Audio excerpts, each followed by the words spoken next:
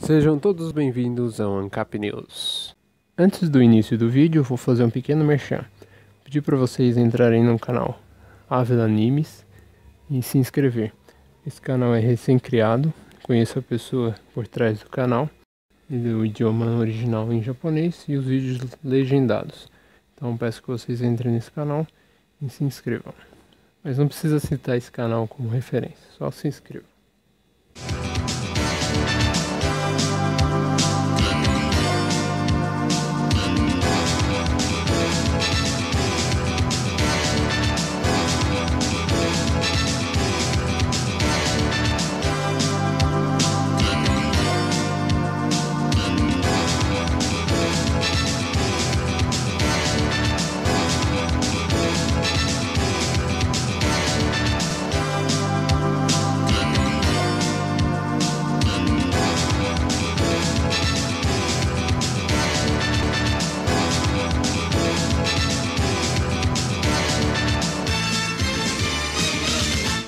A inflação divulgada ontem pelo IBGE pesou de maneira diferente para os brasileiros, dependendo não só da classe social, mas também da cidade em que eles moram. A gente vê na reportagem de Fábio Turci.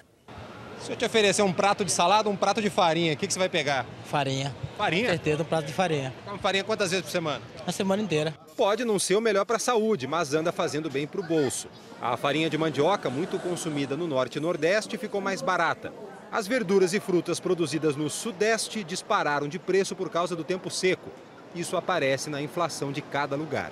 Em Belém, o índice acumulado em 12 meses é de 4,28%, o mais baixo entre as capitais. Em São Paulo, 6,41%.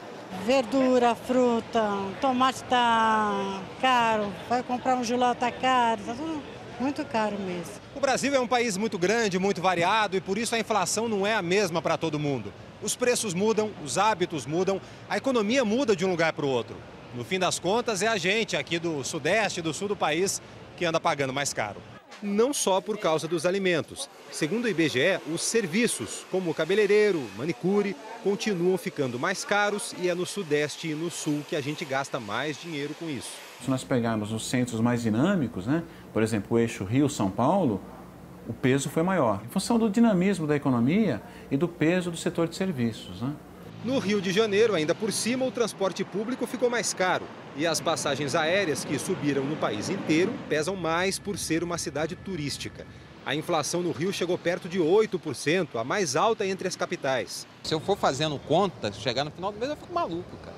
No acumulado dos últimos 12 meses, a inflação no Brasil, uma conta feita em 11 capitais, foi de 6,15%. A meta do governo para o ano fechado é de 4,5%, com tolerância até 6,5%.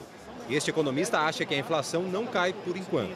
Alimento não deve baixar tão cedo. A gente deve ter pelo menos mais um mês de pressão nos alimentos e essa pressão deve se traduzir também na inflação de junho.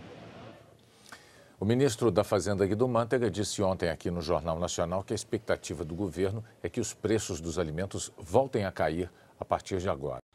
A inflação não é a alta de um preço, e sim ao aumento da quantidade de dinheiro na economia. Isso é meio técnico, mas olha só. Se por algum motivo as plantações de milho do Brasil, metade delas morrerem, mas sei lá por que morreu, você tem menos milho. Então, agora o preço dele vai subir, porque você tem o mesmo número de pessoas querendo, tem menos, o preço sobe, tudo bem. Esse é um preço que mudou.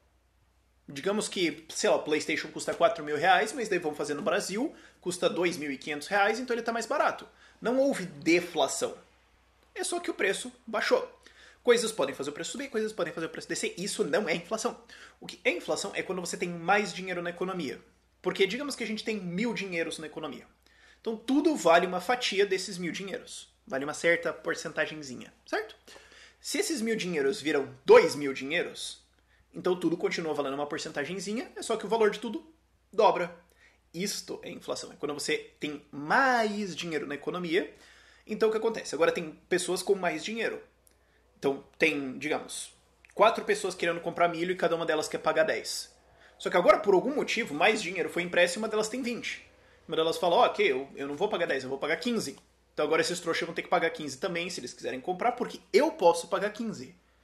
Eles não. Então o preço tem que subir porque eu vou ofertar esse preço e todos os outros que vendem querem vender para mim. Então, se os outros querem esse produto também, eles vão ter que me encontrar nesse preço também. E este é um dos problemas da inflação.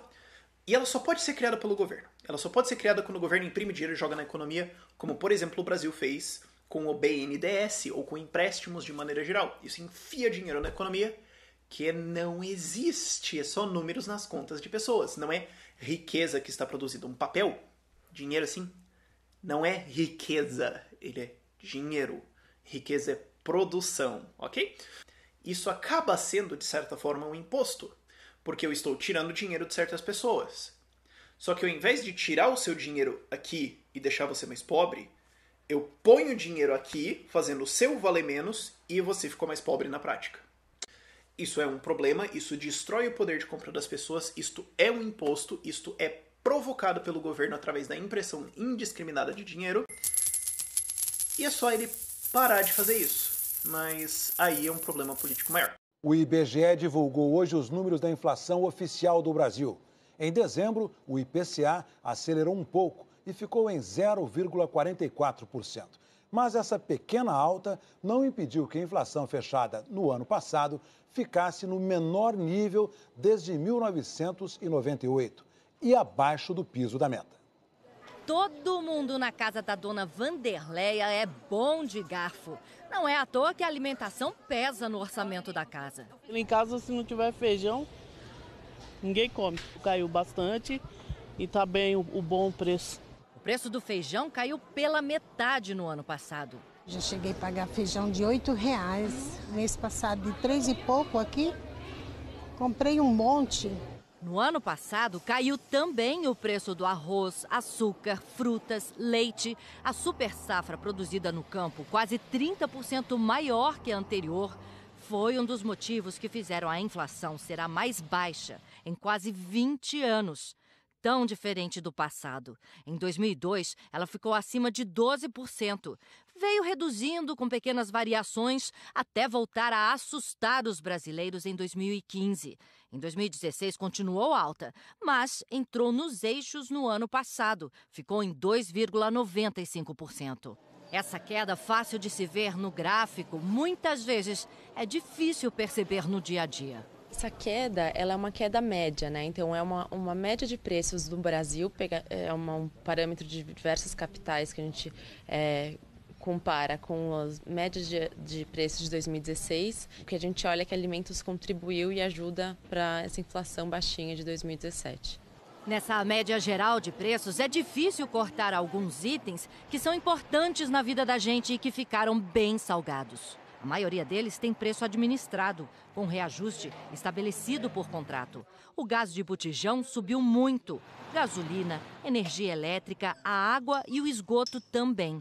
Seu João reclamou do plano de saúde, que ficou mais caro em todo o país. Eu paguei o ano passado em julho, veio 15%, agora veio novamente. Como que o senhor está fazendo para pagar? Estou pagando, mas eu sou obrigado. Se eu não ficar sem pagar, eu perco. Eu estou numa idade que não tem que... Você depende do plano de saúde. E por causa desses aumentos, o brasileiro continuou fazendo as contas. Como todo brasileiro, a gente reduz, né? A gente fala assim, bem no interior também, né? A gente reduz a mistura, né? Acaba indo para um ovo, acaba indo para um frango, você entendeu? Ou mais a salada mesmo, né? Outra coisa que ajudou a segurar os preços no ano passado foi isso aqui, corredor vazio, sem consumidor. O desemprego alto fez muita gente segurar os gastos.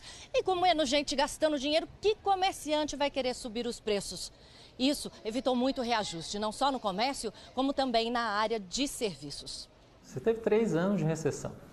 3 anos de atividade muito fraca, de economia muito fraca, ajuda a desacelerar a inflação, como a gente viu acontecer no ano passado. Então a gente teve aí uma conjunção de 3 elementos importantes: deflação de alimentos, né, queda de preço de alimentos, uma recessão que aconteceu aí durante 3 anos e um Banco Central que estava ali na marca do pênalti, em cima, para controlar a inflação a todo momento e sinalizando que de fato queria controlar essa inflação. Quando você junta esses 3 elementos juntos de uma vez só, a gente entrega essa inflação muito baixa que a gente teve.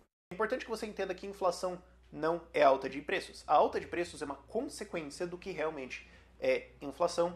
E isso não é eu falando, é teoria de escola austríaca, ok? Teoria econômica não é a minha opinião só porque eu fiquei aqui na minha cadeira pensando. E a alta de preços é uma consequência do que realmente é a inflação, que é o aumento de quantidade de dinheiro na economia. Se existe mais dinheiro e o mesmo número de coisas, essas coisas vão custar mais caro.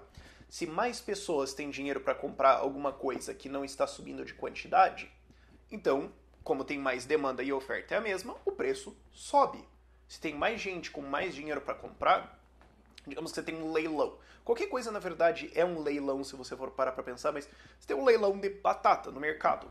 Você tem o preço dela, mas agora as pessoas têm mais dinheiro. Então, o cara que é o dono vai colocar lances mais altos, porque ele sabe que as pessoas têm mais dinheiro para pagar isso. Porque tem mais dinheiro na economia, as pessoas estão recebendo mais, então ele pode subir os preços porque ele sabe que isso vai ser encontrado. O que algumas pessoas às vezes falam é que não, isso aí são os mercadores, capitalistas, safadões, querendo subir os preços artificialmente para enriquecer. Então por que eles não estavam fazendo isso antes, só agora? Então por que eles só fazem isso em 5%, mas de repente é 10%? Por que eles então, se essa teoria está certa, por que eles subiam isso em 100% todos os dias na época da hiperinflação, mas agora não? Não é uma teoria que explica. E se eles vão subir, por que eles não triplicam isso? Por que isso? E não tem lógica essa teoria. A inflação de julho, divulgada hoje pelo IBGE, foi menor que a do mês passado, que tinha sido muito pressionada pela greve dos caminhoneiros. Mas a tarifa de energia elétrica... Diminuir o consumo de luz é uma das saídas para não ter que viver no breu.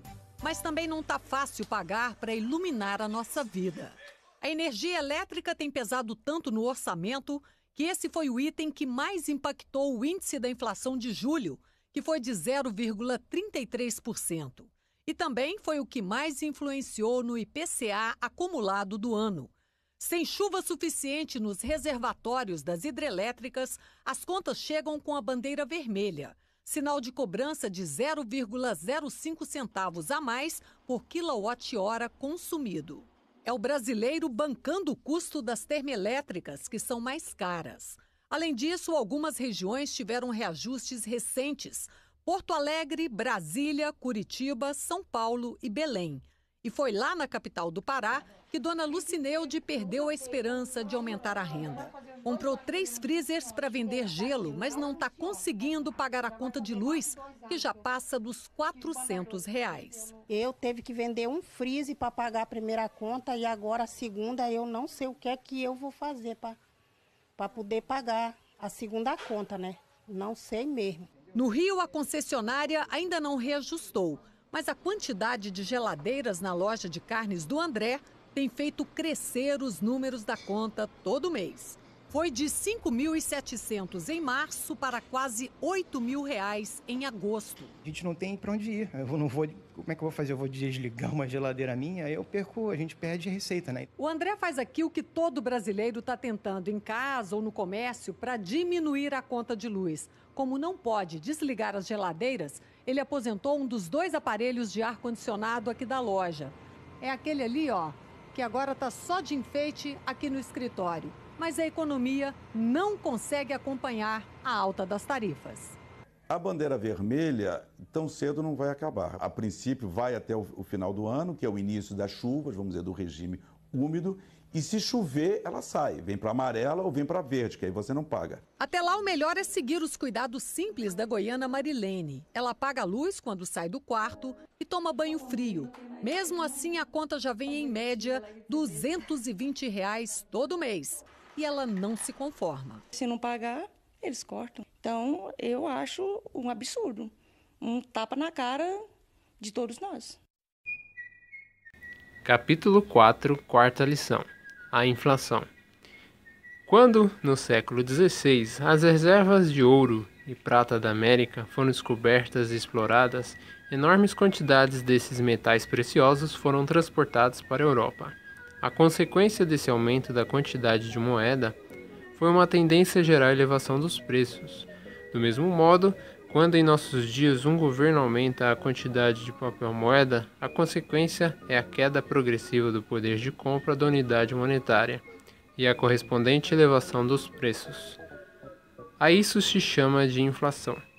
Infelizmente, nos Estados Unidos, bem como em outros países, alguns preferem ver a causa da inflação não no aumento da quantidade de dinheiro, mas na elevação dos preços.